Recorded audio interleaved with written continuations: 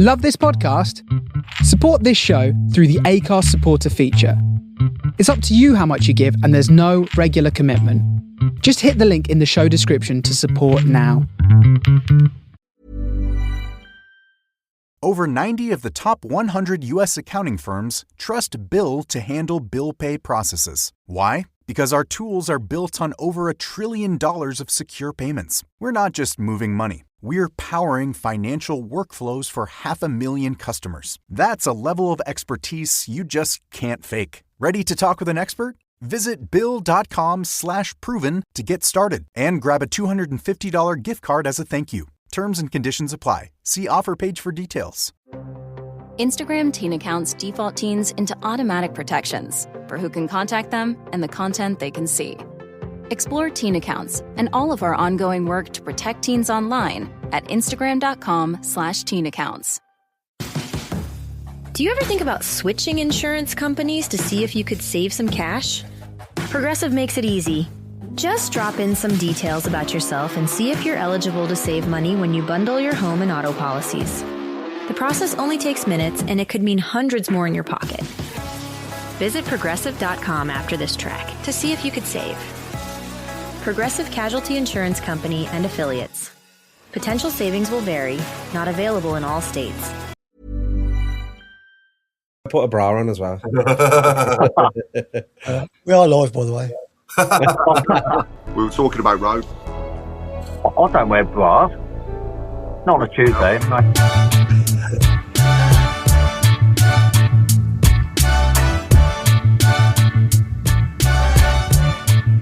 Good evening, everyone, and welcome to the Tilton Talk show and the rear end of talent, sponsored by AMT Logistics, with myself, Paul Hipkiss, and Mr. Craig Courtney.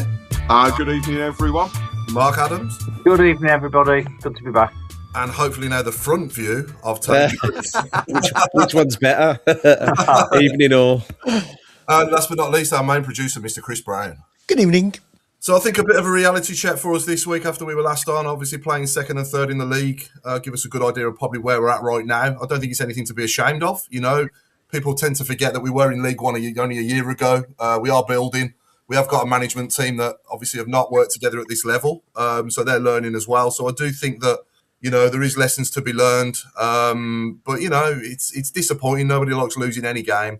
But I'll start us off with Millwall. I thought with Millwall, really, you know, we didn't really offer anything, did we? It was worse than last night. And obviously the red card on Solis as well was a bit naive, I thought. Great goal from their player, wasn't it? The first one. I thought he put that away really well. And then the second one, obviously, Beadle pushes a free kick onto the post, the rebound goes in, and then second half, obviously, the cutback there, centre-back's just there to tap it in, and it's good night, isn't it, Craig? So give us your thoughts on Millwall first. I mean, to say they didn't turn up is actually an understatement because they were horrendous across the whole of the game. I think the naivety of going into, you know, excuse the pun, the Lions' den was clear to be seen. The red card, it well and truly killed us because I think, you know, we could have had an opportunity. If we'd have snuck one back, we may have been able to put up a bit more of a fight. But what we've seen overall in the whole of that game was just boys versus men, you know, and we were just outplayed, outfought and outbattled. And that's exactly how I described it on WM on the evening. It was just that. Yeah. I mean, Claire as well. First of all, get well soon, Claire. Yeah, I was about to say that, Craig. Yeah, we've got no Claire tonight, sadly. So Claire's feeling slightly unwell. So get well soon, Claire. We hope you're feeling better soon. I was asked to do an impression of Claire, but I simply couldn't do that. So what she has said was that at Millwall, we lack fight, showed that they were a league above us in terms of it, which I've got to say, from a Millwall perspective, is true. We looked lost out of ideas, and they'd done their homework on what we were going to do tactically. They had a big players who made it look easy against us, and that actually is now it's a trend across a lot of games. Not just that, it's not losing it in the way that we lost it that is the problem. It's just that the Blues' performance was, well, not too dissimilar, as you put it, to Watford, and that is simply not good enough. And do you know, I think that is so true. Well, put it this way, if that had followed on from Watford, then fans would have turned, and hopefully we can see the back of this, because the away form, I just can't put my finger on it, and I don't think anybody can at the moment. What's causing us to be so lackluster and bad? I just think it's the opposition. We just have to accept that the opposition are better than what we are on them last two games. The league table doesn't lie. We're 11th. Middlesbrough 2nd, Millwall 3rd. So I think those thinking on we've been on a good run. Obviously, we played Oxford and Sheffield Wednesday away, bottom and second from bottom of the league. Managed to pick up 6 points there. But the Baggies was disappointing, wasn't it? Really, the 0-0 against the Baggies. But yeah, overall, I just think it's going to have to be a season where we stabilise. We get a mid-table finish. So if we can finish in the top 10, that'd be good. If we can finish 8th or something, or 7th or 6th, not 6th, sorry, 7th, 8th or 9th would be good. But I don't think we're completely out of the question for the playoffs if other teams can have a dip in form and we can put a run together. But yeah, it's just been a disappointing week, and just like I said, a reality check of where we are, isn't it, Tally? Right now, we've got some good players, and we have got better than what we were, say, even at the start of January. And 2 months ago, we've got a much better squad than what we had 2 months ago. But we are still going to get some bumps in the road, aren't you? When you've got players still developing and learning the league and the standard and stuff. Again, same with when you bring players in, you've got to wait for them to gel. And I think we all got a bit carried away, with new players, look at the class of them, look at the standards.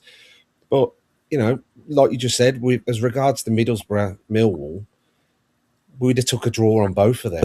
Yeah. We really thought we were going to get results against these teams. But, I was a bit disappointed Wednesday, I will be honest. And someone's just commented there, Jason Hughes, regarding the Stansfield opportunity. Changes the game, doesn't it? He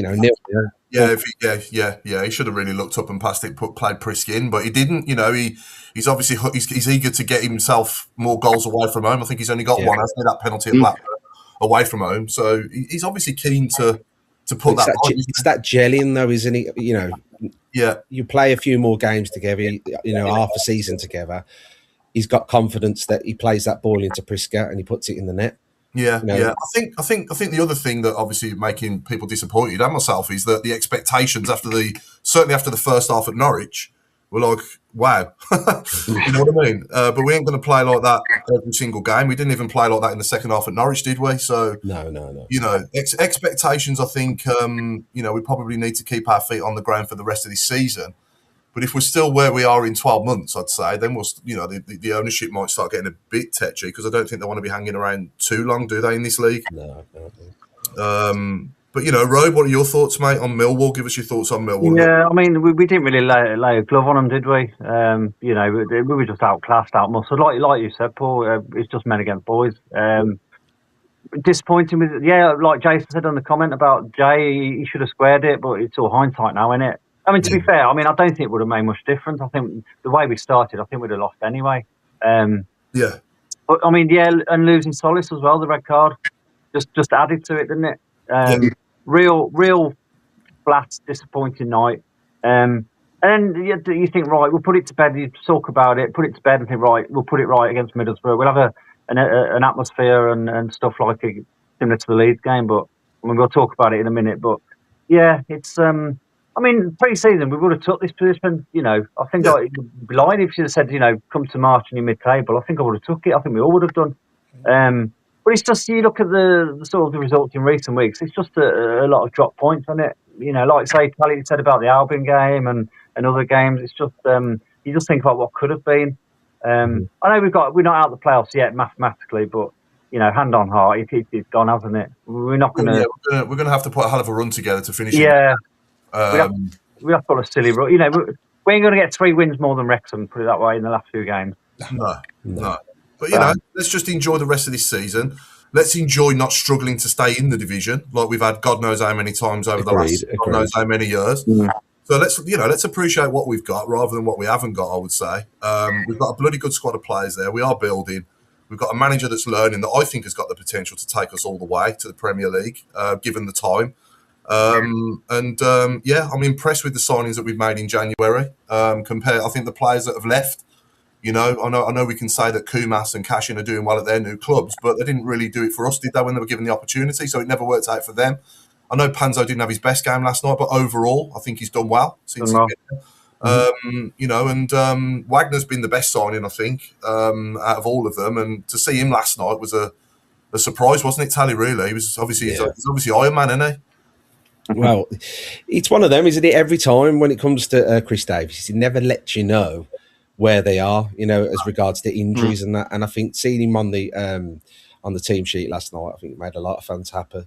Yeah. But, you know, a comment's just come through there with the Millwall game regarding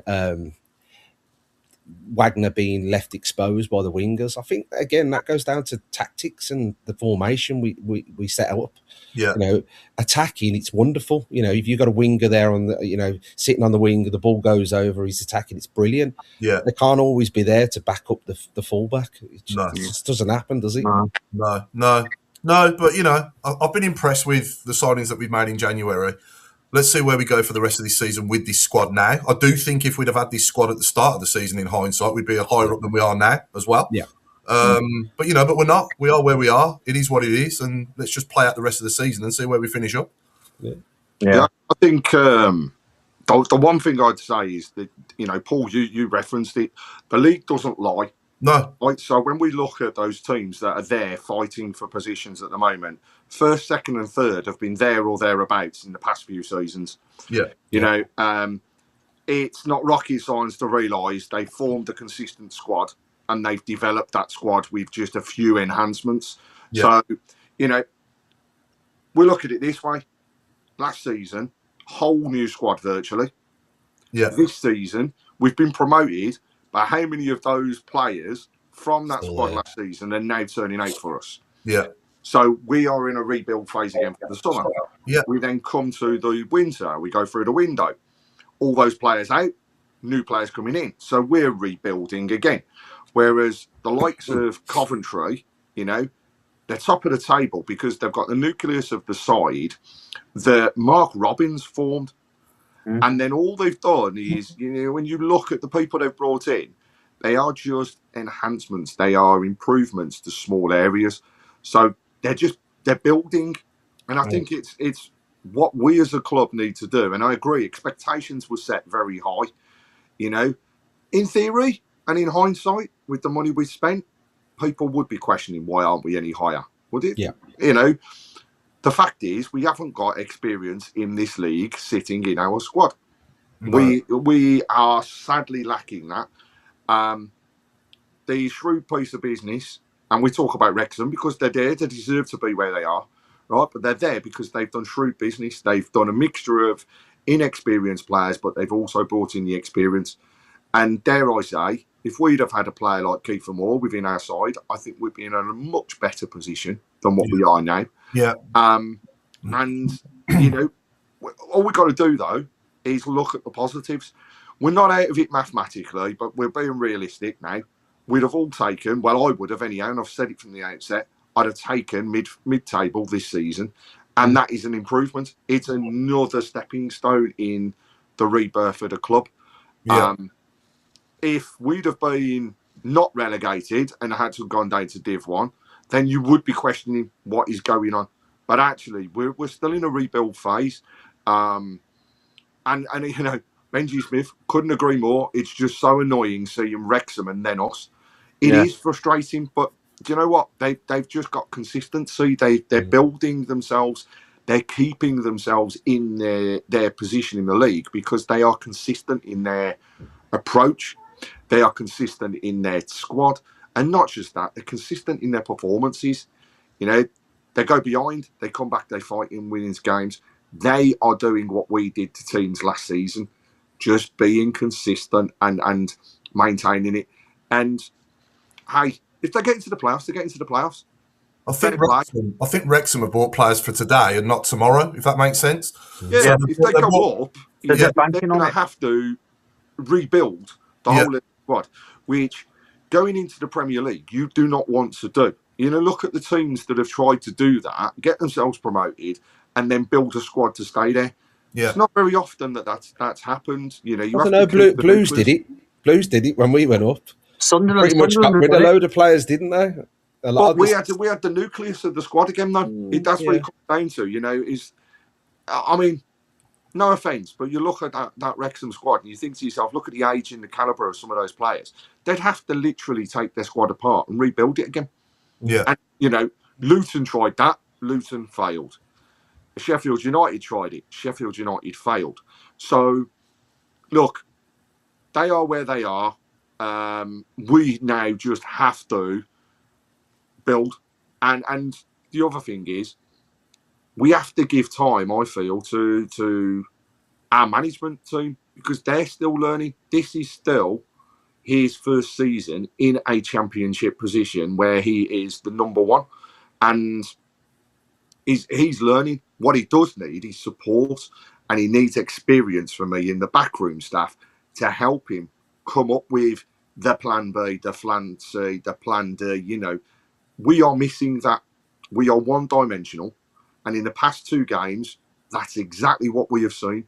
One-dimensional football with no opportunity to change it up.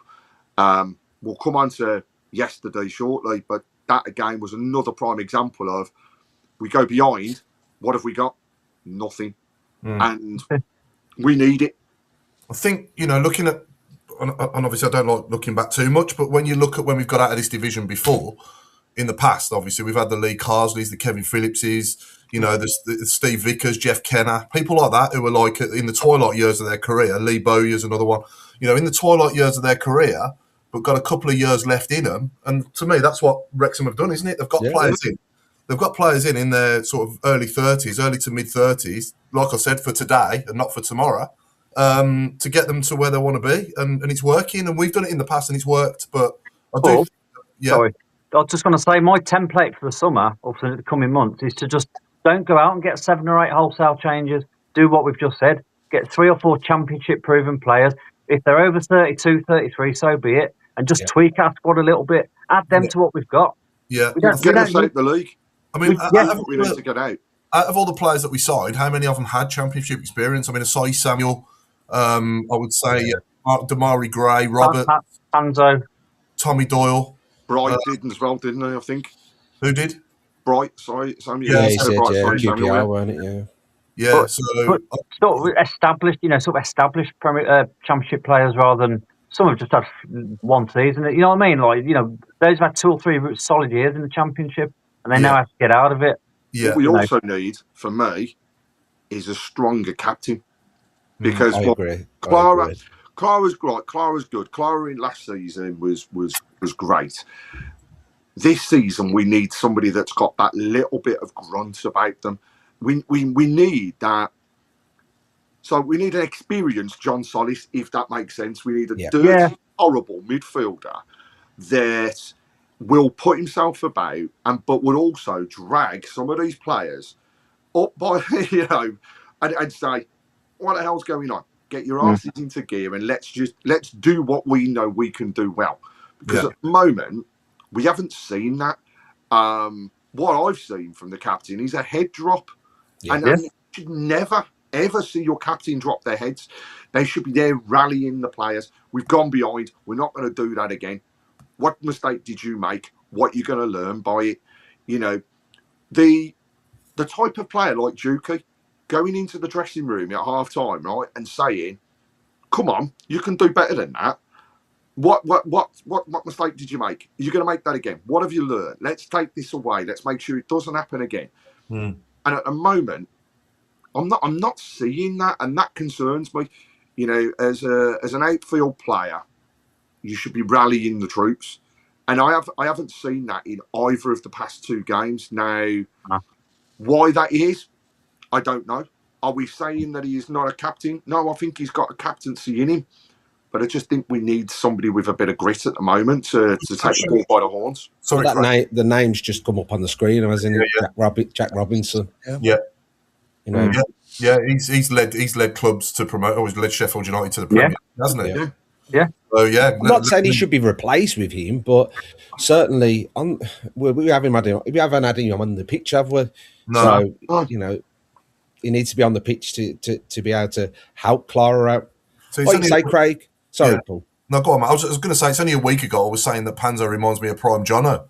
Yeah. I mean, I don't think anybody can take massive credit from these last two games, you know? No. And you can't sometimes you just got to accept that the opposition are better than you. And that's you can't win every game, can you? No. We're not at the level at the moment of Millwall and Middlesbrough. They're better teams than what we are right now.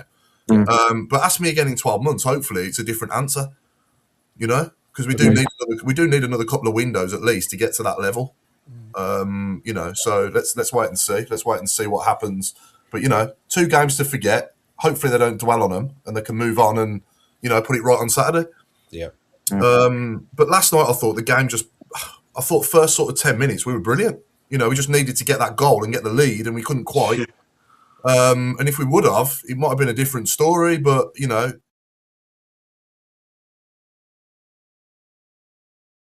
and it's so close, isn't it? You know, you're not going to argue if he gives it and you're not going to argue if he doesn't give it. So, you know, the linesman was nowhere. He was never going to give it. He was still on the halfway line. Yeah. Well, he wasn't level with it at all, was he? No, nowhere near. I think Bright really should have, you know, been aware of who was around him at the time. You know, he didn't even know the player was there behind him, did he? And then he's through.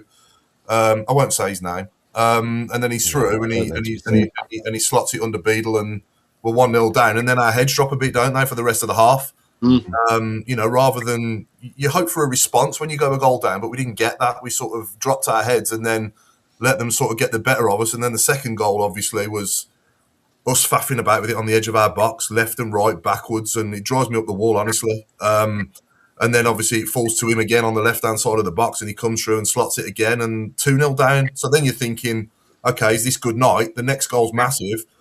And then we actually managed to get it. You know, we managed to get the next goal, and we start the second half really well. And you think, okay, the pendulum is swinging our way now. Yeah. But then that third goal goes in, and it kills us, doesn't it? Heads dropped again, didn't they? Yeah. But we've got to stop passing it back to Beadle, back, left and right. Honestly, it's just downtime. That is. It's like a boxer standing in a ring with his arms tied behind his back, isn't it? Yeah. You know what I mean? I mean, Claire summed it up as well for last night. First 10 minutes of each half, we were brilliant. Yeah. Borough again tactically, changed their formation for the game, and it worked for them. And their managers come out public today to say that he changed his midfield to make sure it overloaded it. Yeah. Then they had wing backs that we struggled against. We couldn't get past them. You know, the 3 in the middle overran Doyle and Iwata. Yeah. Can't deny that one. We miss Solis, don't we, Craig? We miss Solis in there. His big physical presence. Yeah. Big time we missed his presence. I thought Dutch as well, to be honest. I know he scored, but the game passed him by massively. Yeah. He wasn't in it, was he? He was just a passenger out there, wasn't he, really, for the most of the game. But he took his goal well, don't get me wrong, and he had a good snapshot on the edge of the box. But overall, his game was pretty poor, wasn't it, overall, I thought. The other thing about yesterday, we should... and I don't know what this is, right? Why it works this particular way, but Roberts and Samuel can't play. Just much. They just don't seem to be able to jump. Different wavelength. That was it was well out of it. Claire said Gray was our best player by an absolute mile. And then, you know, in terms of the rest of it, and this is something we'll come on to, can't believe that Beadle continued. It looked to me, and I'll be very surprised if we don't come away finding out that he's maybe got a fractured eye socket or something, because the way his face swelled up, it could not have been able to see fully. Never in a million years. And... Claire's made a good point here, actually. Surely we should have looked at the concussion side of things there. You know, maybe they did, though. Maybe they did, and they passed him to be okay to carry on. Obviously, you know, they do assess them, especially head injuries and injuries like that. You know, they do get assessed thoroughly, don't they? He would have been asked, wouldn't he? Yeah. But well, I mean, obviously, now you mentioned Beadle, we might as well come on to that old debate that's been going on all season long again. You know, let's go. We all know my thoughts on it. I've said it all season. I never would have had Beadle in goal in the first place. It would have been Allsop all the way for me all season. But we signed Beadle. I thought we were signing him just as, like, you know, a backup keeper for Allsop, to be honest, to give him that more experience at this level, at a bigger club, if you like, at a higher level than Sheffield Wednesday at the moment. You know, I know Sheffield Wednesday got a good history as a club, but right now at the moment we are pitching our wits at a better level than they are, and you know, I just think for him to be given the gloves and Allsop to be left out is harsh, really, after the season Allsop had last season. Yeah. I don't think you're wrong. I really don't. I don't disagree with you, Paul. Last night was a bit of, obviously he had his injury, but prior to that, I think the passing, they put so much pressure on him. Yeah, ultimately he's 20. He's 20. Is he 21 years of age? Yeah, and they're pinging passes back to him, Doyle included, like from the middle, passing it back to him. And they, from the beginning, you knew that they were pressing. That's what they were doing. They were high pressing against us. So we needed to change it, in-game management, change it up a little bit, but we didn't. We kept passing it to him, and he gets panicky, and, you know, the fans are on his back, and it's understandable. You know, if someone's not playing great, the fans will, you know, jeer them or, you know, boo them or, you know, get on their backs. But he's 21 years of age, and I think we've got to give him a little bit of... I'm going to go back. I'm going to go back to what I said earlier, Tally, about Wrexham. They've signed players for today, and Beadle is a goalkeeper for tomorrow, not today. 100%. He's not ready. He's not ready to be thrown in that limelight. I don't. And we've got one of them on the bench. Yeah. Who is ready and capable, more than capable. So I mean, he was in goal for Hull, wasn't he, when they were knocking on the door of the playoffs? Yeah, you know, only 2 years ago under Liam Rossini, I think it was, wasn't it? It's a bad experiment, I think, from the beginning, from the offset. It has been a bad experiment. He's another bad signing from last summer to go with Cashin and Kumas and other players that just haven't worked out. You know, I just don't think it's working out for him. He's not been good enough to be our number one ahead of Allsop, in my opinion. I'm not blaming. Okay, if he wasn't the under-21 England goalkeeper, we wouldn't be having this conversation. All of us would have said, "Why is he in goal?" Yeah, you know, a second-choice goalkeeper. It's because he's got that credential that people go, "Oh yeah, but he's got talent. He's got this." He hasn't got it at the moment. No, he's got it. I think the reason I say he's got a week in, week out goalkeeper at the moment. I don't think he is. No, I don't think he is. Either. Norwich, he made 2 spectacular saves. Probably prevented them from getting equalisers, right? And everybody was applauding Beadle. What a save. That's brilliant. We've got to do this. You know, I've seen a couple of comments on here. Jason Hughes, fans were on Beadle from the start, seriously affected his confidence. Definitely. The more he got frustrated, the worse he got. And that was true. But also, his comment there, and I think, Tally, you've just mentioned it as well, the standard of back passes that went back to him were ridiculous. They were playing a high press, and we still continued to pass back to him, putting him more under pressure. He made more mistakes. Now, he's young. He's going to learn. He's unfortunately for us at the moment, it's the mistakes are being seen, but the fans are just jumping on it. You know, I call it Beadle bashing because that's what it is. They've got to find an excuse. But actually, last night, the defence were the people that were at fault, not the goalkeeper. Okay. Here's a question regarding Beadle. Yeah. With his current, what you've seen, up to now, would you sign him? Yes. Would he be your first choice goalkeeper next season? No.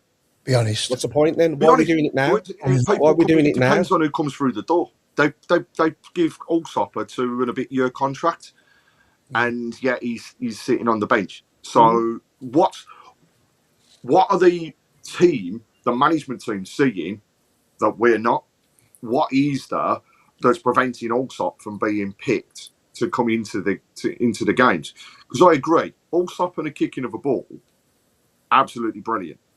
But he's a good shot. He's a good goalkeeper overall, though. Craig, he commands his area really well. He can shot. He's a good shot stopper. He starts his tax going, doesn't he? Yeah. The fact is, at the moment, they must be seeing something to prevent them from picking him. And you know, we as fans just don't know what it is. We'll never know that, will we? We never know. No, but I think the frustrating thing is we've got to back the players that are in the side. And you know what? If on Saturday there's a change, you back the team that's there. You back the goalkeeper that's coming in. Yesterday, I just feel as though if Allsop was in goal, the first 2 goals would have still been scored. Yeah, and I'm not blaming And the goals. I'm not saying the third one was pathetic defending. When a defender watches it, realises the players behind him, and doesn't even bloody jump for a ball. But equally, what you said about them saves at Norwich, I'll be honest with you, would also have been able to get them? Probably not. His agility's there. He's a good goalkeeper. But what my point is that you're spending so much of this season saying, "Oh, give him a chance, give him a chance, give him a chance." Would we sign him at the end of the season? Are we going to sign him? If we do, is he going to be the first choice goalkeeper? He's a good comparison for you, Rob. We've got a 31-year-old Dutch who's got experience, played for Germany, played in the Bundesliga. You can see he's got ability. He's good at the game technically. And then you've got Prisk, who's at the other end, obviously, at 21. So Dutch is a similar age to Allsop. Prisk is a similar age to Beadle. Yeah. Do you know what I mean? And he does take Prisk out the limelight and put Dutch in the team. He needs to do the same with the goalkeeper. Yeah. Honestly, to be honest, Paul, I think, hand on heart, my honest opinion is Beadle a top 6 championship goalkeeper? No. I don't think he is. I'm not saying he never will be, but he isn't like that. No, but it's like I say, it's for now, isn't it? Yeah. And we can't afford to wait. We want to be in the top 6. Yeah. Beadle's nowhere near that level. No. I mean, you can go back years. We had Colin Doyle, didn't we? He come in the team. Yeah. He was there for about 15 years, Colin Doyle was, and he probably played about, how many games? 28 games? 28, yeah, that's right. But when he played, though, he was decent, but he was never going to be number one. And I just think at the moment, Beadle is in the same sort of, category. Well, we keep sorry to go back to the Wrexham scenario, but Wrexham bought a goalkeeper in the summer transfer from Leeds, not Leeds, Leicester. Is it Ward? Mm. Yeah. Yeah, Ward. He's not playing. Exactly. Who's in goal for him? Exactly. The guy that's got no experience in the league. No, but not necessarily the experience. The one that was there, that was there in League One was their goalkeeper. Yeah, because there's continuity there. There's Clara knows what's behind him. Yeah. There's certain players last season that deserve to keep their shirt, and Allsop, in my opinion, was one of them. I'm not saying we shouldn't have signed Damari Gray and played Keshi Anderson instead. Obviously, you know what I mean. Some players we have upgraded, and I love Keshi Anderson. He was brilliant in League One, but obviously at this level now, Damari Gray is an upgrade on Keshi Anderson, and we've done that in other areas of the pitch as well with other players that we've signed. But the goalkeeper, for me, we've downgraded. We haven't upgraded. That's just my opinion.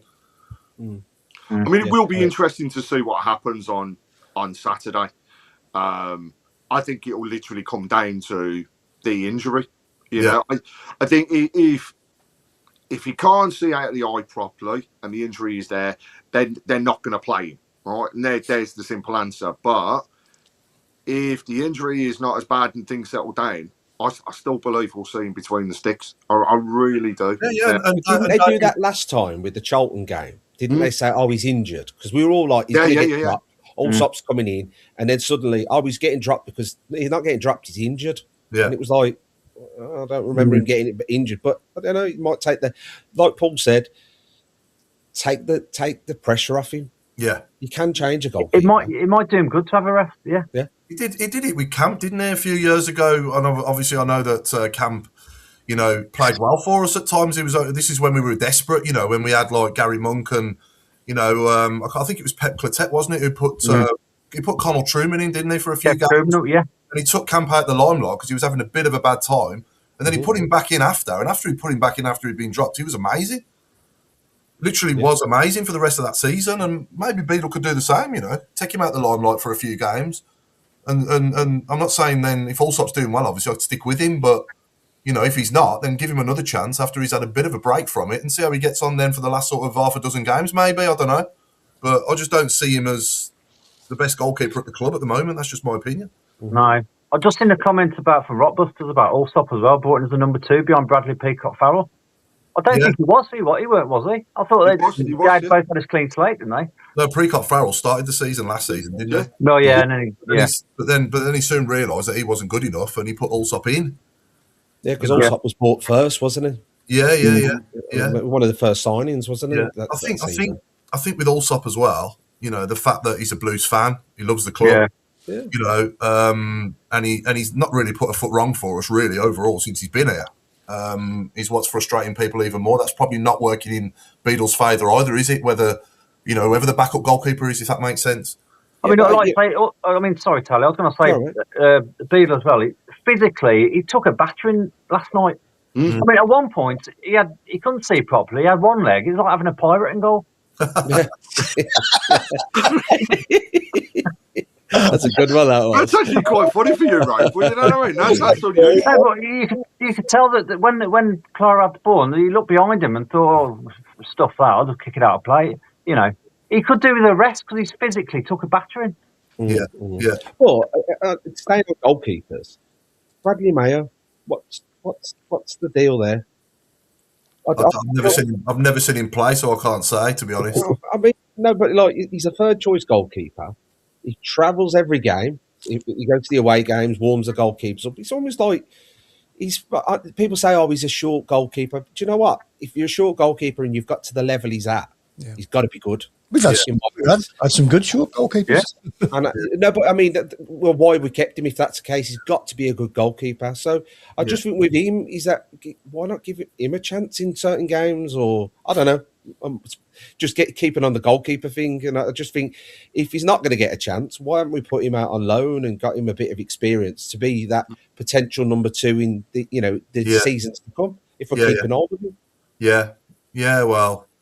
We'll see anyway. I know for a fact, really, to be honest, I've just given up on Allsop playing now, to be honest. I think he will pick Beadle for as long as he's available. Unless he's obviously out on Saturday due to that injury. He's going to be in goal, so let's just accept that and go with it and get behind him. That's all I can say. No, I don't want to stand here and slag the lad off. He's only a young kid learning. That's what I keep saying. He's 21 years of age. And he's a kid. And he wears our badge, so we will get behind him. When the whistle goes, we do get behind him. And he has made some good saves at times, but overall, I'm not going to say it again, but overall, I just think Allsop's a better goalkeeper. That's the last time I'm going to say it now. Yeah. The thing I would just add to finalise everything is that some of what I saw yesterday across social media that was, after the game was, I mean, it was borderline bullying. And I read one comment, and God, it made me laugh. The comment, Beadle is, and I won't use the words because the bleep machine's not working. But afterwards, they then put on the end of it, I was sat at home watching the game. And I'm thinking, first of all, the game's not a sellout. Secondly, you're having a go at a player and you sat at home in your living room. And this person was in Birmingham because they openly admitted it, right? First, everybody's got an opinion, and I appreciate everybody can have an opinion. But do not slag your own players and use the type of language that was used. You know what I mean? If it was put in front of my kids or anything else, you'd be going, that's not acceptable. That's bullying. Leave it out. And think if it was in a school playground, the person would be kicked out of school. It's as simple as that. No, I totally agree with you, Craig, but it's the same with every player. It's frustrating. We all get frustrated. But, I think what was said was wrong.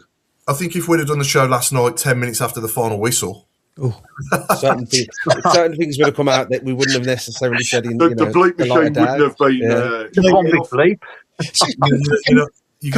been. Can we also address the elephant in the room regarding Chris Davies? I thought, is anybody uneasy about the sort of stick he got? Yeah. I've never seen that at home before. Well.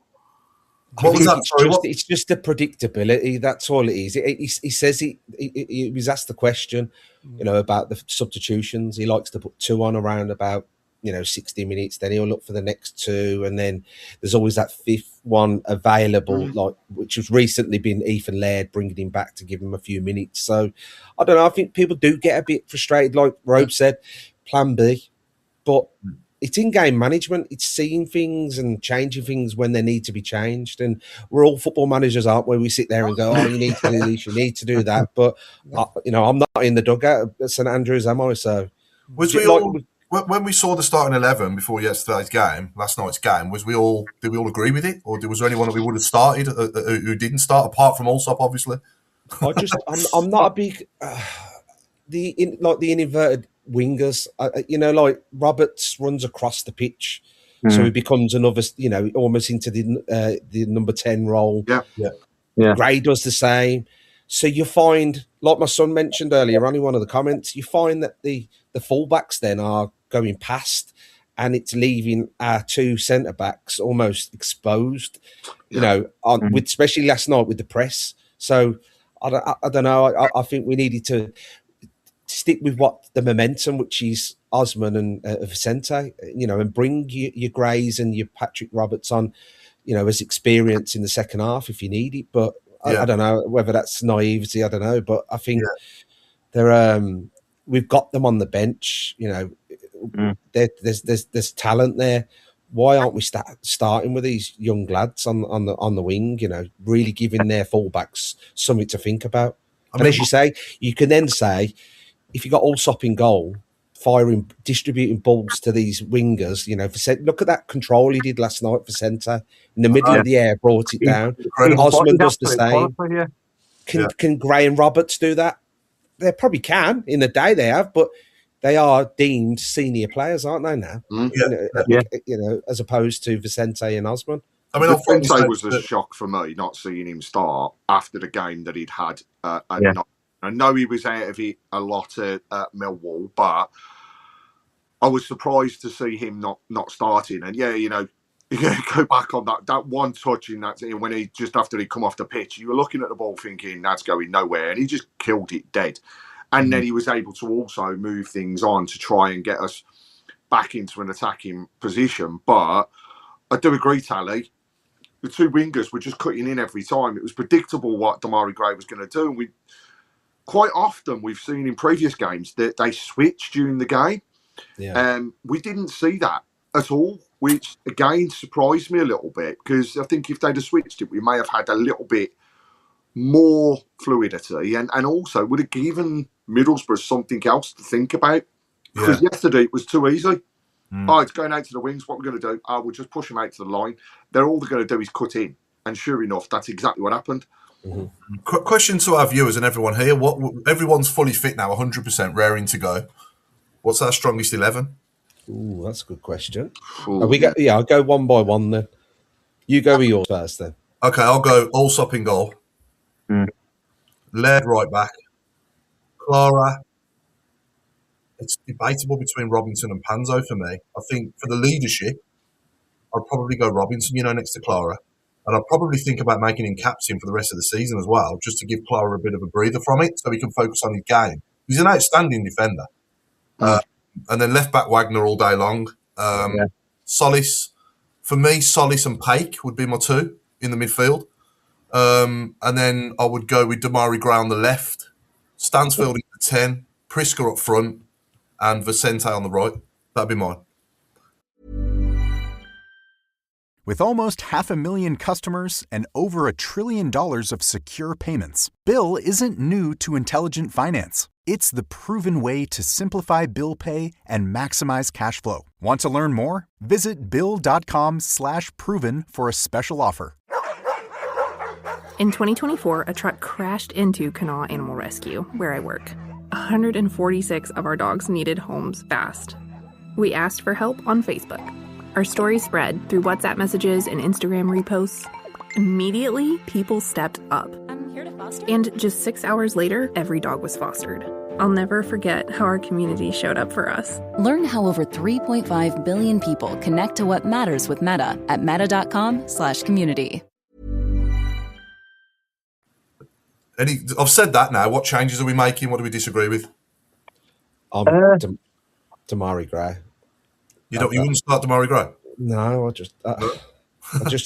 I'll go with Osman. Yeah, and again, look, he might start against Charlton and have a terrible game, and we all go, "I'll bring back Gray." But I think you go with momentum, and he's hit the ground running, and he's got better and better every game he's played. So I don't see why you change that just because of the this stature of Damari Gray and what he's done in the past and what he can do. I just think go with momentum. I mean, could you go Damari Gray in the 10, Stansfield up front, and Osman on the left? Could try that. Yeah, possibly. You could. Do you not think Damari Gray slows the game down a lot? I think when he's coming and cutting in, yes. Yeah. But I think when he's playing out in his natural position, I mean, look at the goals that has scored for us and the way that it's all about. But he comes inside to score them, doesn't he? Yeah, and I mean, That's not a winger's goal. Granted, he starts in a winger's position, comes across the front of the box, and then fires it in the top corner. Is that, am I saying is he a 10? Is he, I don't know. Roberts is the same for me as well. I think he's better out on the wing. Yeah, I do really like Dutch as well. His ability, when he's good, he's bloody good, isn't he? You know what I mean? I'll be honest. Other than Wagner, I think Dutch is my favourite player this season. And I think he is. And obviously, I like Dykes for what he did for us in his moments. Obviously, getting us to Wembley and the goal at Blackburn and all that. But I think for me, Dutch is a big upgrade on Dykes, isn't he? Do we all agree with that? Yeah. Some of those Well, finishes we've already seen. Dykes wouldn't have done that. Yeah. You think back to last night, the Coventry game. Those finishes you can't, level above Dykes. Yeah, I think his vision's there as well. I mean, he gets a lot of slack because, I've said this to lots of people. We paid £2 million for a 31-year-old. Call him a striker. Yeah, call him a striker. He's not a prolific. He's never been known for being a prolific goal scorer. He doesn't head the ball. If you look at his reels, he's not a header of the ball. He's his intelligence. It's vision. It's the touch. It's the layoff. It's the cross the pitch. Long ball. We've got exactly what it says on the tin. Yeah. No, a little bit more because obviously he scored a lot of goals this season. He's been a main contributor to the goals. Yeah. We've bought a player, and doing exactly what we bought him for. Yeah, absolutely. Good shout from Jason Hughes there. Second home league. League defeat since April 2024. People need to chill out. Yeah, no, he's right there. But I agree with that. But how many draws at home? That's what they were saying earlier on. Yeah. How many draws have we just got the draw? I'm not beating down. Look, St Andrews. I love going there, and I want to go there. Win, lose or draw. But there's a lot of draws in that in the results. I do feel when we do get something offered to us on a plate, we don't take advantage of it, do we? No. The Baggies game, he's jumping out at me at home. We get them extra 2 points there. There will be others as well that I'm not mentioning. There'll be other games. Southampton. Another one. Yeah. You can go back as far as Sheffield Wednesday at home as well. We didn't beat them, did we? No, just about got a draw. Yeah. So there has been disappointing draws at home. But it's just the Championship. Anybody can beat anybody. It's the hardest league in the world. Exactly that. And like Craig keeps saying, and he alludes back to the beginning of the season, a realist fan needed to understood that coming back into the Championship was all about establishing ourselves back as a Championship team, and building. That's what we're doing. We just spent a lot of money so far building, and you know what? Some of the players, next season, when they've gelled and they've had a pre-season, I think there's going to be some cracking players, and onwards and upwards. I can't deny with some of the comments, that are coming through. Charlton at home, 3 points dropped. Yeah, we did. However, we've dropped some clangers throughout all of the seasons, and we could have said the same about last year. I know we went unbeaten. However, we took some draws when actually we should have gone and won all the games if you put it in those terms. Yeah. I mean, to come back on the team, I think the only thing that I think we're lacking, and I don't know whether this is a confidence thing with Stansfield. I don't necessarily would say that he would start in my starting 11 at the moment. I think he needs a confidence boost. I said that, Craig. I said that last week, Craig, and you said he'd always start for you, but it's one where he needs something, and it's whether I don't think he's in his natural position. We keep on swapping him about. What is, and a question to our listeners, what is Stansfield's best position? Yeah, because I'll be honest, I don't know at this present moment. I don't either. No. Is he a striker? Is he a number 10? Is he playing out on the wings? What is best? Because I think he can do a little bit of each. But until you put him in his natural position, you're never going to get the best out of him. You've just hit the nail on the head. What is his natural position? Last season, we bought Alfie May. Yeah. Everyone knew what he was going to do. Look at his first 7 games? He was scoring goals for fun. Pre-season, he was brilliant. Yeah. Jay Stansfield comes in. Everyone wanted it. It was great news. Suddenly, Alfie May's not number 9 anymore. He's not got his natural position. Jay Stansfield starts, and I'm not digging him out. I've got a lot of time for Jay Stansfield. I think he's a great player. Yeah, but does he always start? No, I don't think he does. No. When you're buying players like Priska and you've got players like Dutch, you've got I didn't want to mention his name, but Kyogo. Yeah. Jay Stansfield's had to change his position or his style of play at the beginning of this season to accommodate Kyogo. That never worked. No. So Jay, a bit like what Craig just said. So now he's what is he? Is he a 9? Is he a 10? No one knows. Yeah, I like him in the 10, personally. I think he's got a great shot from the edge of the box. He scored some brilliant goals from the edge of the box. Yeah. And I think when he picks the ball up deeper and runs with the other people, I think that's when you see him at his best, personally. I like Ian Clayton's comment there. Stansfield can play in goal if he wants to, can play centre-back. That proves the point as well when you think about it. Just the good amount of changes that we've made across our team. And it would still be interesting to see how many times we've had a settled side across the season. It can't be many at all. It's got to be single figures in terms of the amount of games where we haven't changed from it. And then that also comes down to sometimes what causes our problems. I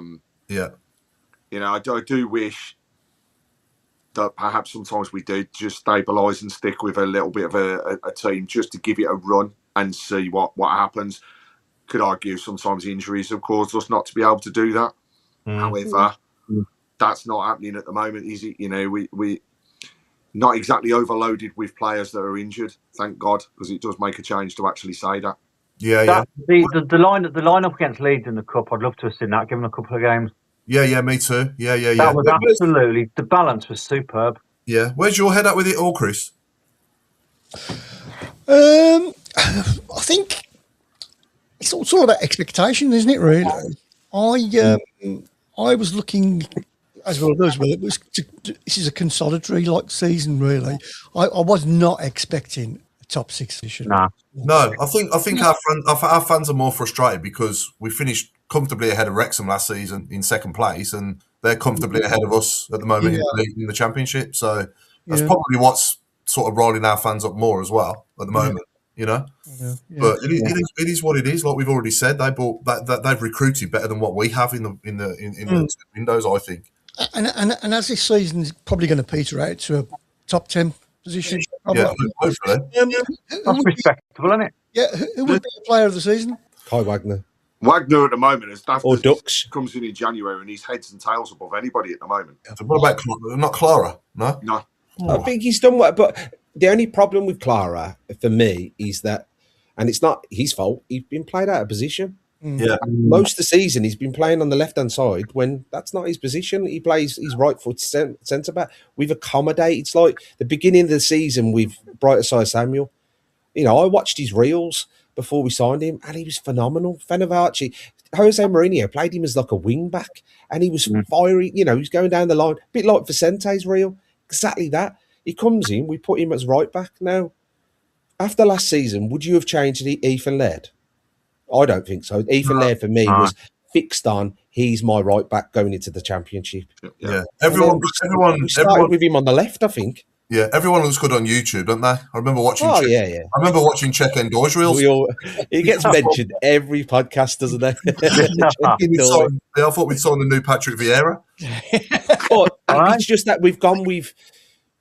We said that we wanted 2 players for each position.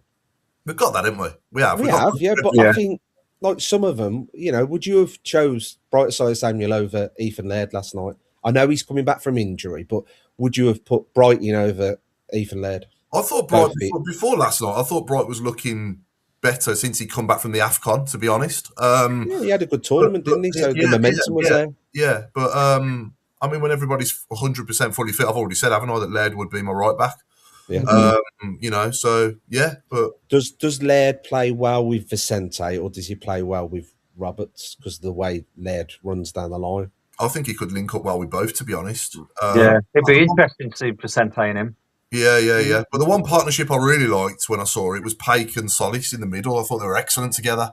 You know, and it's a shame that Paik got injured because, you know, and obviously now Solis got suspended. But hopefully we can see that again, and he goes with that again for the rest of the season, really, when Paik's up to full speed. But I want to look back anyway. So we celebrated our 15th anniversary, didn't we, of the best day in the club's history on Friday. And I just wanted to get all our memories and our viewers' memories of that day and see if anyone's got any sort of interesting stories they can tell us. There was a good sort of interview with Roger Johnson on Blue Rising as well. But also 5 years ago, myself, Nick, and Mark spoke with Roger Johnson and Lee Bowyer in 2021 to celebrate the 10th anniversary. So do catch up with that on YouTube if you've not seen it, because it's well worth a watch. Yeah. And it was a great show, wasn't it, Chris? Oh, it's fantastic. I've just done an edited version, which is less of us and more of them. If you want to get on. I listened to it the other night, actually. It's a good. Some great stories. Now we're all on top form, especially Lee. I'm aging well, and I'll tell you, I look younger now. Don't I? You do, actually, yeah. Benjamin Button over there. It's the moisturiser. You'll have to share the brand. Yeah, but no, for me, that day was just so special, wasn't it? I mean, I wasn't well. I had like a I was ill as well. Yeah. I was on antibiotics, and the doctor was really strict with me about not drinking. So I actually drove, and I was parked at the Green Man, and I remember walking down the hill from the Green Man and seeing Paul Tate, the first person I saw. Obviously, it was just an omen. That was the last player to score for us at Wembley. You know, to see him there straight away was an omen. Yeah, it was brilliant. But yeah, what did you do, Tally? Did you drive or train or? I went down the day before, and it was all planned to go out, you know, Trafalgar Square, etc., and all that lot. And I'm not probably 20 minutes into the journey, I started to like shiver, and I remember ringing my wife saying, "I think I've got to come back." I said, "I feel really ill." She went, "You can't come back. You've got a hotel room, and you know, and people are meeting you down there." I went, "You know, I'll see what happens." Met my pals down there, and I remember the big fellas, and I said to him, I said, "Can I have a cuddle?" And he went, "What do you mean?" I said, "Can I have a cuddle?" I said, I'm struggling here, mate. I said, "If I've got to go out tonight," I said, I'm freezing. I remember hugging onto him all night, and he's like, "This isn't right." He says, "Go back to your room, man. Get ready for tomorrow." But no, I went back, had an early night in the end. And then next day, bit like yourself, went the Green Man, couldn't get in there because it was just ram, wasn't it? Yeah. So we walked down to the Tesco on the island. Yeah. And at the time, like I can remember there was a couple of steps up there. We went in there and probably got, you know, a crate of lager between us. And what started with about 10 people on the, you know, right by the back wall, within about half an hour, 40 minutes, it was absolutely swarming with Blues fans. Absolute, you got everyone there. You got the reporters ended up coming to the island and doing interviews with the old players like Michael Johnson. Oh no, I remember seeing John there. On the island. I don't think I was too far from you. That Tesco, it's mad, isn't it? Yeah. But that Tesco ran out of every bit of that. I remember watching people drinking Reef. Like big, like burly men normally drinking lager. They're drinking Reef because that's all what was in there. It's a bloody kids' cartoon, isn't it, about a shark? I'm telling you. I can remember going in there, and yeah, every Blues fan went there to have a great day. It wasn't expecting we didn't Arsenal. What did you think the score was going to be? I thought we were going to get done 3 or 4. Absolutely drumming. No, we didn't go there expecting to win. Come on. I just wanted to see a goal. But I remember turning around and looking at my mate, and now these, as I keep alluding to it, the big, you know, look like me now, actually, big, bold, you know, fellas, you know, screaming and shouting all the way through the game. And I turned around, and I kid you not, they were in tears, absolute bawling their eyes out. And I'm like, "What are you doing?" I went, "I can't believe what I've just witnessed." It was just emotions all over, wasn't it? Yeah, up and down. Everybody was, weren't they? Because we just didn't know what to do after like winning a trophy like that. We, what do you do? It's surreal, yeah. It's weird. Going online looking, what do you do when you win a trophy? Yeah. It's like when you first have a baby, is it? When you have your first baby, you take it home, you put it in its carry thing on the middle of the living room floor. You're like, where's the manual? Yeah, definitely. Yeah. But yeah, Craig, did you drive, Craig, or train or? No, I was on the. I'll never forget it. The special, as they called it, that was going down, and it was like you go and queue up at New Street, jump on the train, and just see how many people we can squash onto one carriage. Yeah. But it was absolutely, it's hilarious to start the day the way that it did, because it was like strict warnings, nobody's getting on the train with alcohol, and you're thinking, like to see you stop that. So it's like, right, what can we do? So I'll never forget it. I had cans of cider, and I was like, all right, how am I going to get these on the train? So I went into McDonald's on the ramp and bought what was the old McDonald's breakfasts on a tray. Right, no intention whatsoever of eating it. What I wanted to do was put my cans of lager at the bottom with the cider as well, and then put that on top. So if anybody asks, I was just getting on the train with my breakfast. So did that, and then it was to stand up all the way down to Wembley. Great fun. And we went to the Greyhound pub. Yeah. And the one thing I can still remember from the day was like you get in there and everybody's there early, but it's like, okay, right, we know the bar's going to get busy. So we had a table at the back and just bought triple rounds. It was just get them in early because it was like, at least you're going to do it. Yeah.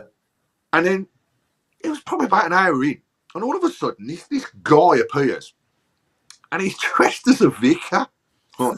He's dressed as a vicar. He's got. Did he go up on the table? I was there.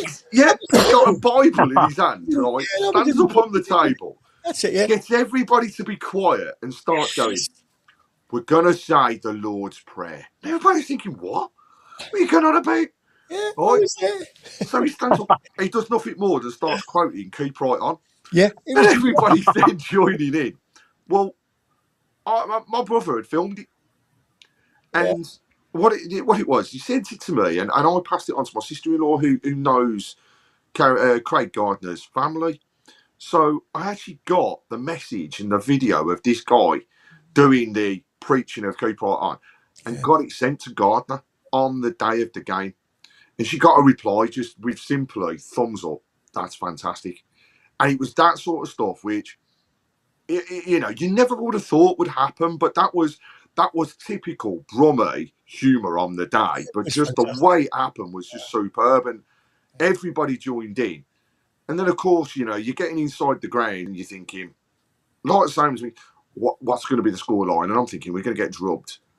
And it was that complete sense of, what do we do? So when he scored, it was like, what has just happened? You're looking, and I don't know if anybody else did this, but I'm looking around thinking, I'm going to see a flag in a minute. Something's going to happen. This isn't happening. Well, even when Zigic scored, I went numb. It's like, oh my God, we're winning at Wembley. And scored a goal, And I mean, when Arsenal got back into it, I know, great goal from Van Persie. Never forget that a little bit and stuff like that. But it was then, you go that 2-1 up, you're thinking, okay, how long is this going to last for? How long have we got to hold on for? And everybody's holding their breath thinking, please don't put up too much time. And, great saves, kept us in it from Foster on the day.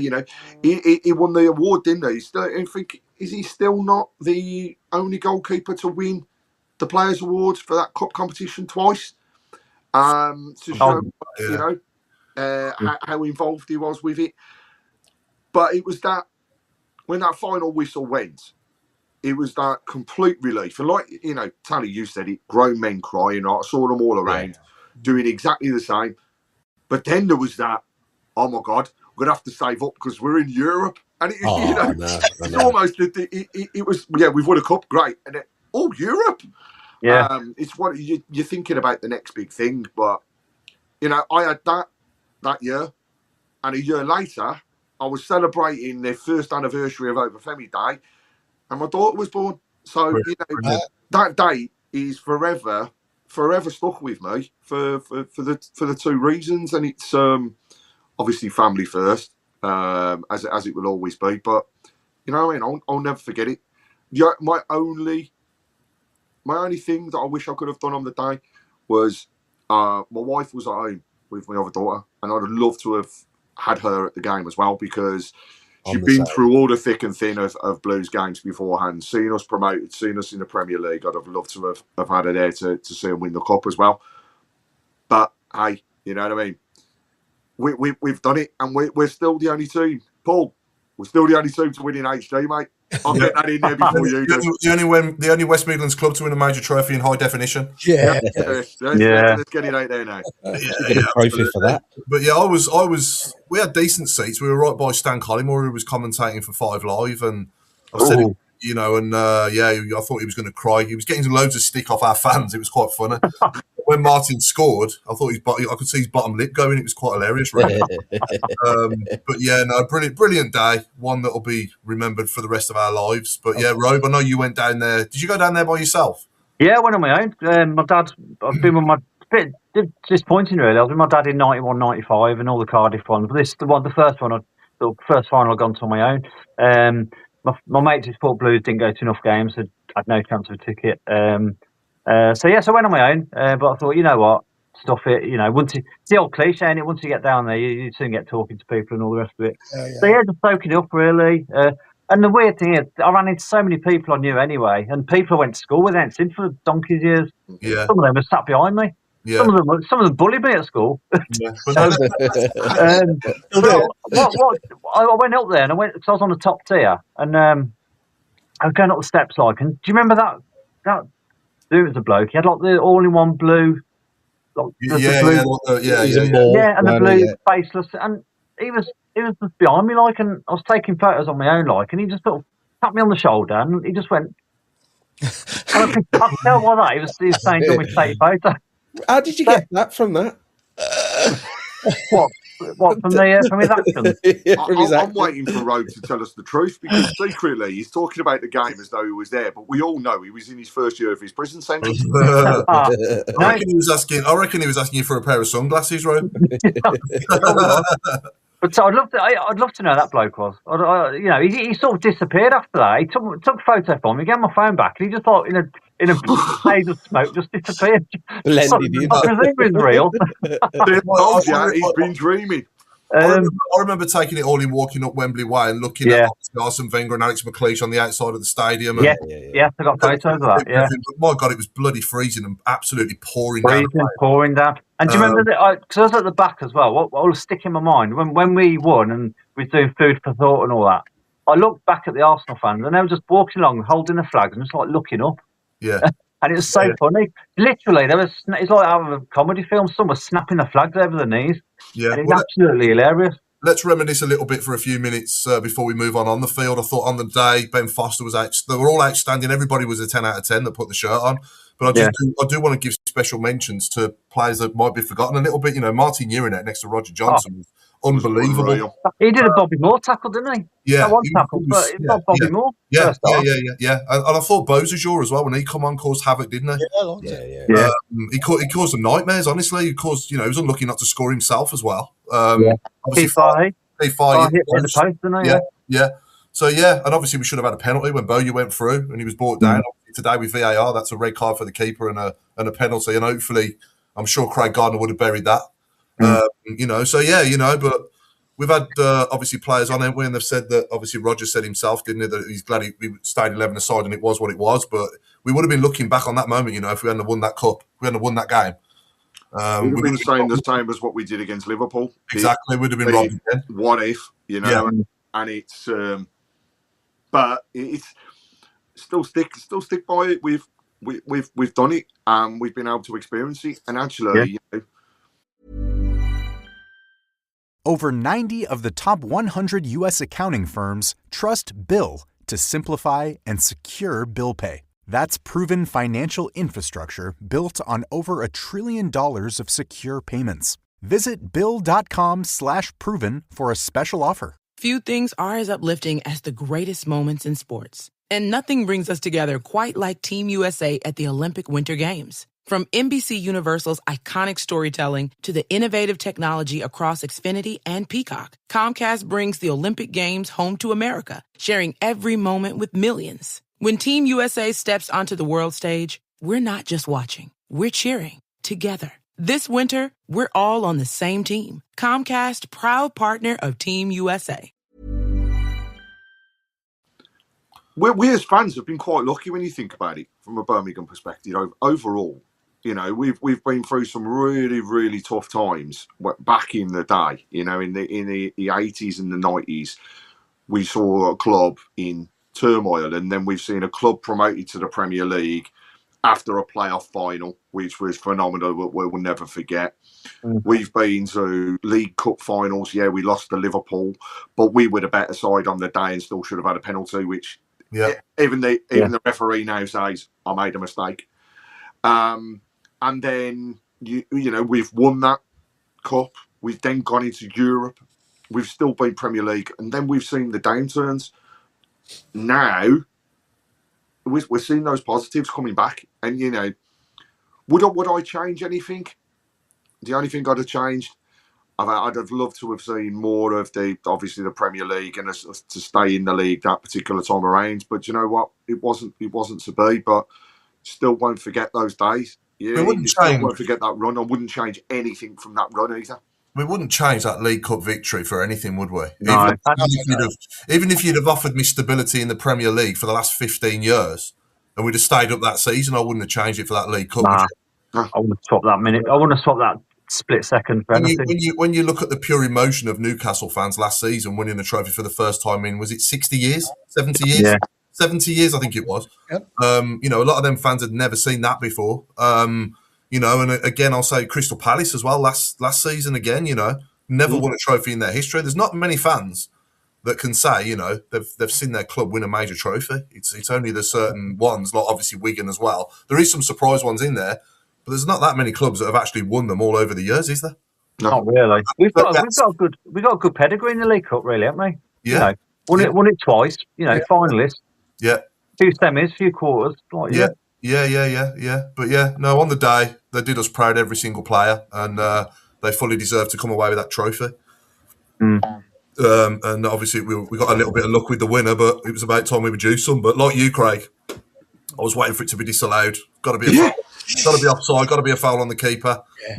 You know, it doesn't happen to Blues. This doesn't happen to Blues. No, that was my initial thought. Yeah, but then as soon as you see the ref putting back towards the halfway line, it's like, wow, you know, what a feeling. And I'll tell you one of the other things that I'll never, ever, ever forget about that day. If people haven't had chance to listen to it, you've got to listen to Tom Ross's commentary. Oh, yeah, with John McCarthy. He celebrated with John McCarthy. Yeah. Because it was absolutely brilliant. And there is a YouTube clip which was put to some music, and I think it summed it up absolutely perfectly, the way it was all put together. But it's... you know what I mean? It's one that anybody of our era will never, ever, ever forget. And, you know, we shared pictures, didn't we, the other day, actually, of the different things that had gone on. And it was ironic that the ones that everybody was putting out there was the blue and white flags across the pitch. Yeah. Black balloons that were announcing the team. You know, it's those sorts of things that you think, you forget about those. But then it's actually, when you see them again, it's like, no, actually, I remember that really well now. And it was like people were wondering what are them balloons for, and then you realise it's the formation. Yeah. Do you remember Anton Deck coming on the pitch at half time getting booed as well? Yeah. Oh yeah, I forgot about that. Yeah. Yeah, that was funny as well. But yeah, no, great day anyway, and a day that we'll never forget. So yeah, Chris, you got any Barnets or Who's? I'll tell you what. Should we have the Who? Yeah, go for it. Let's have the Who. I've got to say, whilst you're lining that up, Ian Clayton just made a wicked comment on the board. He's just simply said, going forwards, I'll remember saying this by 2032 because we'll win the FA Cup then. Well, if you're right, Ian, well, I'll never forget that comment, and I really hope that you are. That's next level, isn't it, from winning the League Cup? Yeah, it's the next one up. It's the next one up. That would just be. I don't even know what I'd do if we won the FA Cup. Jeez. The thought of it now, it's like, wow. You know, you never know. We might be the first team to win it in 12K, let alone 4K. Yeah. In our new stadium. Wow. Yeah. Be good, wouldn't it? Right. We've lost tally, I can see. We've lost tally, unfortunately. Tally's gone. He can't take it. He's emotional. He's got that off. He's reminiscing that much that he's realised, oh my God, I've got to go. It might made us look bigger. Hey. Here we go. So, he's coming back now. Here he is. Oh, we can stop talking about him. Stop talking about him. He's back now. Shh. All right, Solly. No. We can talk about him more. Yeah, we definitely have. Chris, you said we went big when he disappeared, but my God, his head's come back really big now. Sorry. What's happened there, Tyler? You on another device? Yeah. My laptop died. I got my charger. Left my charger at home. You can't get the stuff. Work, sorry. You can't get the stuff, mate. Also professional. Here we go. Then he's who's this? Well, they need to. Whether they will or not, only time will tell. I think they've got to be a lot more positive than what I've seen in the last few games. But, you know, obviously where the position that they are, it obviously brings its own pressures. And I think the players now have got to respond. It's definitely someone from sort of Manchester-ish sort of way, I would say. Yeah. Definitely, yeah. And obviously that's not when they were at the club. That sounds as though they're talking from a managerial perspective as well. Correct. Ooh. Not managerial, but you're along the right lines, yeah. Yeah, coaching capacity. Coaching. Yeah. Is it Graham Hyde? No. Close, but no cigar. If anybody else has, no, nobody else has got it yet. No. It's not Matt Derbyshire, is it? No, it isn't. No. I think it's 2000-ish. Yeah, about 2000. Played for us in 2000. Yeah, if I remember rightly, 60-something games he had. Wow. It wouldn't be Chris Holland, would it? No. I was going to do Chris Holland. So there's a clue. I changed it. Chris Marsden? No. It's not Steve Spooner or Jerry Gill. So not Chris Holland. Yeah, somebody up north played for us in 2000. Ish. 2000-ish. And it was going to be Chris Holland, but then you changed it. He's not giving you any more clues, Rose. He went on to be a coach. I don't know if he did. Oh, okay. He coached in Holland, didn't he?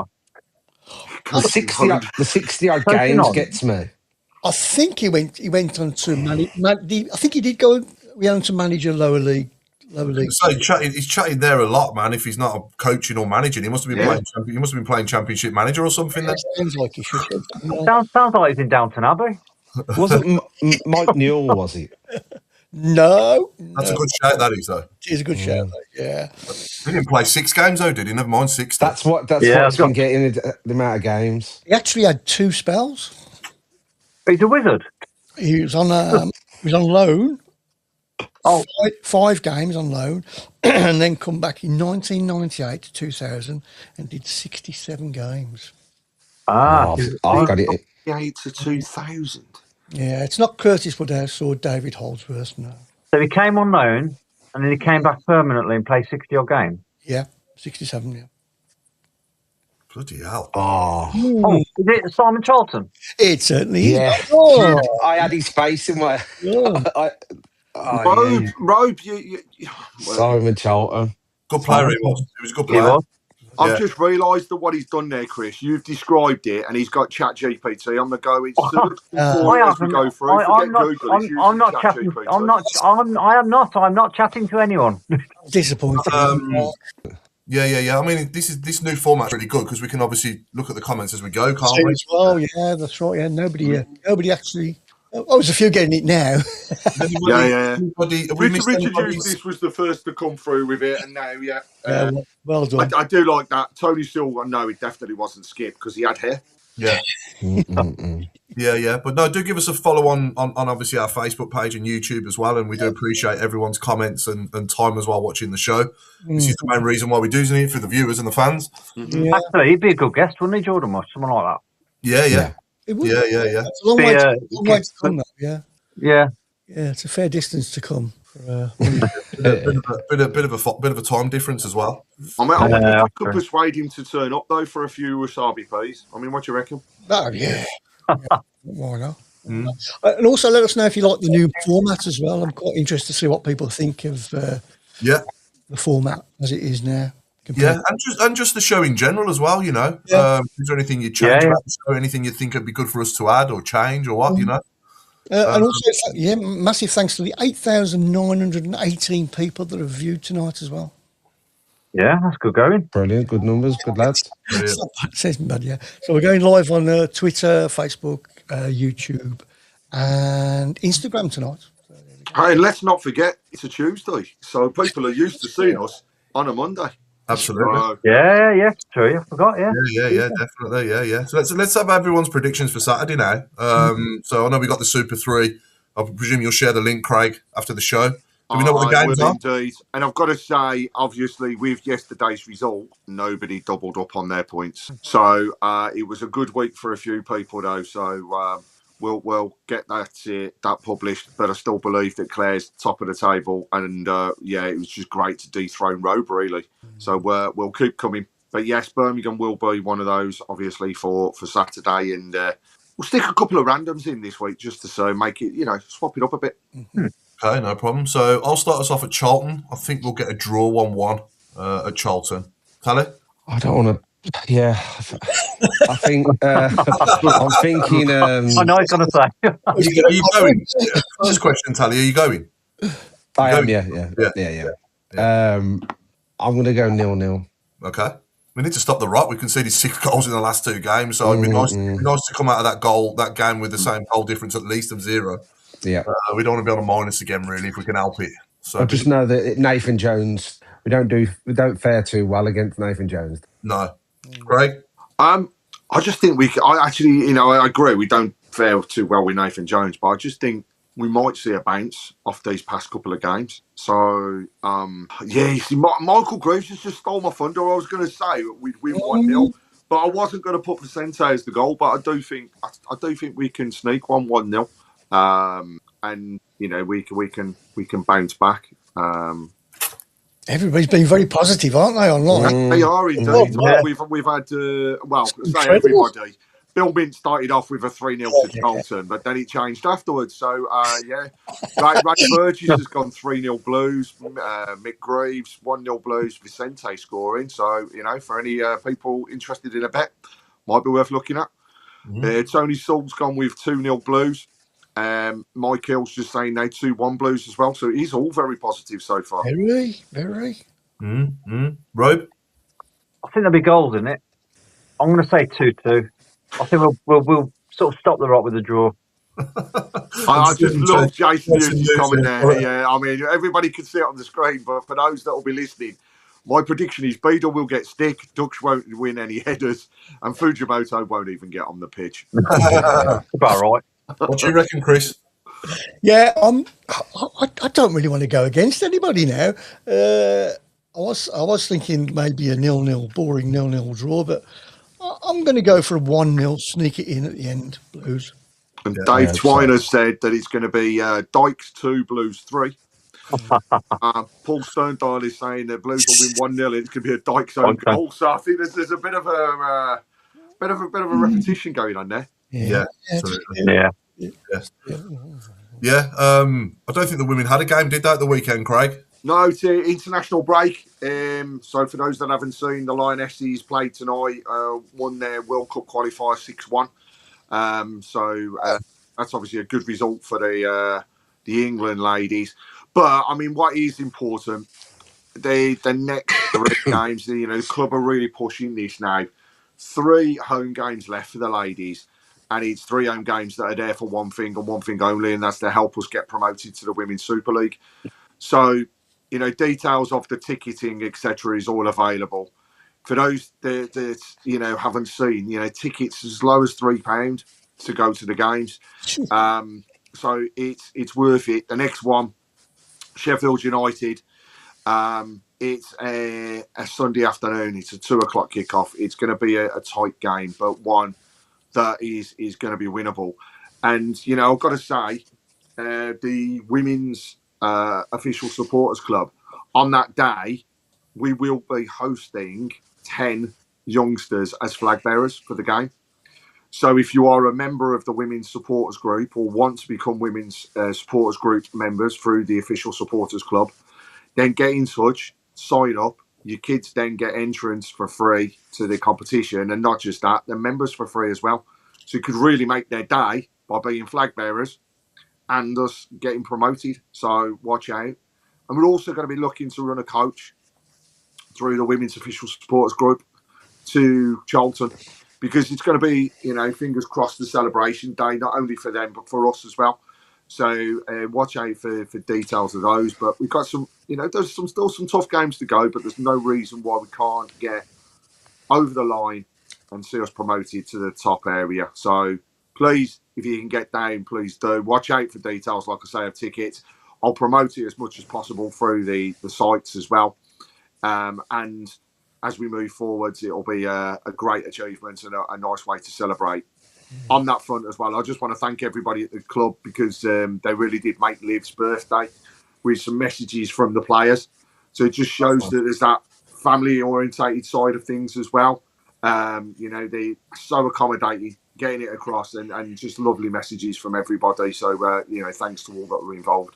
But if you can support, Amy and the ladies really want us to be behind them. Cool. Excellent. The final whistle, Chris? It is the final whistle. I've got to get a whistle sorted out, haven't I? Yeah, absolutely. So we've been the Tilton Talk Show, sponsored by AMG Logistics. It's good night from me at the Premier Inn, Sheffield Barnsley. Barnsley. I love it up there, Andrew. And they've got flat cap and greyhounds. And it's good night from Mr. Road Mark Adams. Good night from me. Oh, have you been to Eden's Bar? I have actually. Yeah, I walked out. Yeah, I walked by it earlier. Yeah. Oh, yeah. I was going to say, get us a beer, Matt, and get me to sign it for us. It was. There's no ulterior motive. I was going to go in there as well and have a drink, but it's shut. Fair enough. So good night from me, and I'll pass you over to Sally. Cheers, Rob. It's good night from me, and I'll pass you on to Mr. Fixer Clarkson. Clarkson, from now on, he's staying as Clarkson. And it's a good night from me, all the way from Solihull. So I'm not that far, but the man with the buttons, it's pass over to him for the final good night. Good night, everybody, and we'll see you next Monday. Monday. See ya. Yeah, well soon, Claire. Yeah, get well soon, Claire. Craig, we like to stipulate it's Jeremy Clarkson, not Ian. Well, do you know what I mean? I've got a farm. Yeah, you have to send us some potatoes. Oh, yeah, I can give them to you to cook in prison. Yes. Yeah, they're good for your teeth and gums. Bit of poutine. Bit of poutine. The peels, right? Ink. Who did Poutine play for? Road's on form. It's bedtime. Good night. Over 90 of the top 100 U.S. accounting firms trust Bill to simplify and secure bill pay. That's proven financial infrastructure built on over $1 trillion of secure payments. Visit Bill.com/proven for a special offer. Fiscally responsible, financial genius, monetary magicians. These are things people say about drivers who switch their car insurance to Progressive and save hundreds, because Progressive offers discounts for paying in full, owning a home, and more. Plus, you can count on their great customer service to help you when you need it. So your dollar goes a long way. Visit Progressive.com to see if you could save on car insurance. Progressive Casualty Insurance Company and Affiliates. Potential savings will vary. Not available in all states or situations.